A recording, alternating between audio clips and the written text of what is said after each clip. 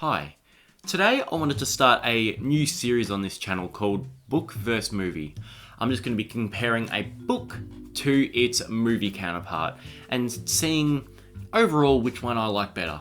And I thought a good place to start with is Stephen King's Pet Sematary and its 1989 movie adaptation. So what I'm going to be noting is in this table, which I'll just put up here, I'm going to be noting 5 different things. I'm going to be noting the premise, the characters, the setting, the key points, and the ending. I think those are the 5 main things that I should be looking at when comparing books to movies.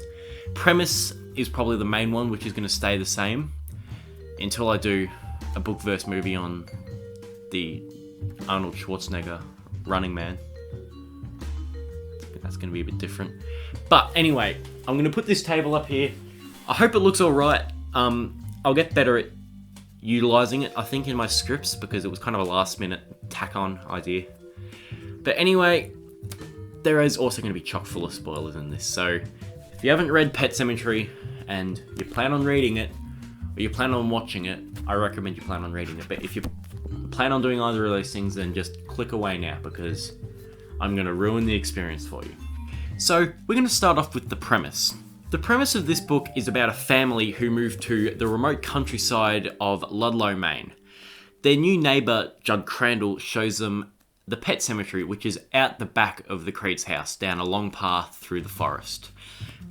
And coincidentally, showing them the Pet Sematary starts a pretty horrific chain of events to occur. The premise of the movie is also about the Creed family, who move into the remote countryside house of Ludlow, Maine, and they are shown the Pet Sematary by their neighbour Judd, which again starts a terrifying chain of events to happen. So the premise between both the movie and book are the exact same. There's really no differences here. Now, next up, I'm going to be talking about the characters. I'm not going to be talking about all of them, but I'm going to be talking about most of them. But Pet Sematary doesn't have a hell of a lot of characters, so I'm probably going to talk about almost every single one. So in the book, we have Lewis and Rachel Creed, the mother and father of a family who also have a daughter, Ellie Creed, and a baby son, Gage Creed. They're neighbours with elderly people, Judd Crandall and his wife, Norma. There is also a college student named Victor Pascal who was killed on Lewis's first days of work, and whose ghost tries to warn Lewis about the upcoming events. We also have Rachel's dickish rich parents, Erwin and Dory Goldwyn. Rachel also had another sister who died of spinal meningitis named Zelda when she was 10. Lewis has a friend who I kind of hate named Steve Masterton. There's also 2 people talked about in the flashback. Timmy Bateman, who died in Vietnam, and his dad Bill.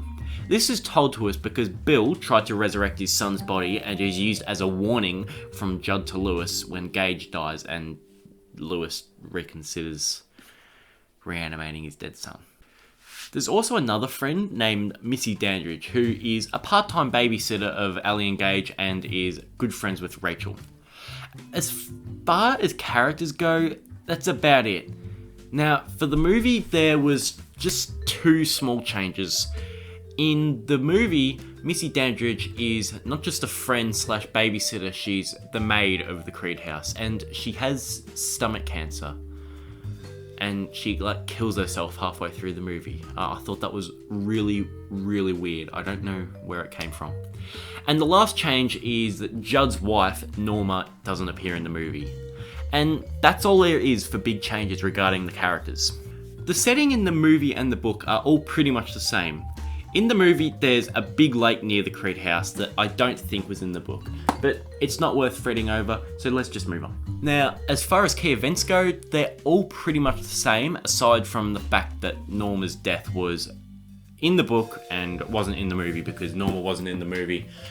But Gage's death plays out the same in the book and the movie, the funeral fight still occurs, and Lewis digging up and resurrecting his son is all the same. Victor Pascal's death is also the same, although the movie does dramatise it a fair bit. Now, the ending is very, very similar here for both the book and the movie as well.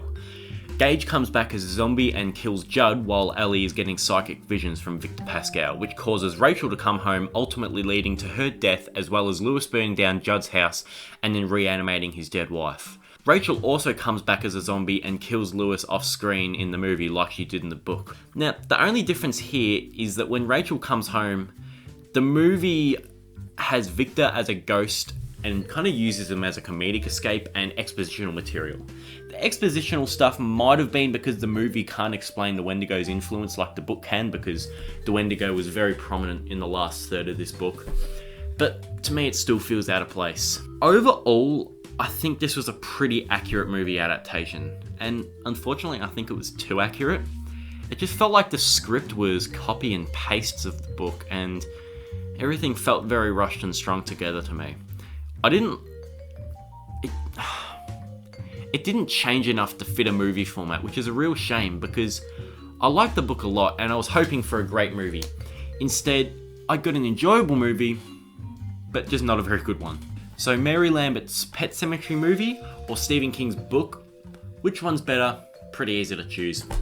The book by a absolute landslide. And that's my first book versus movie video. Hopefully these will get better over time, and I'll see you in the future.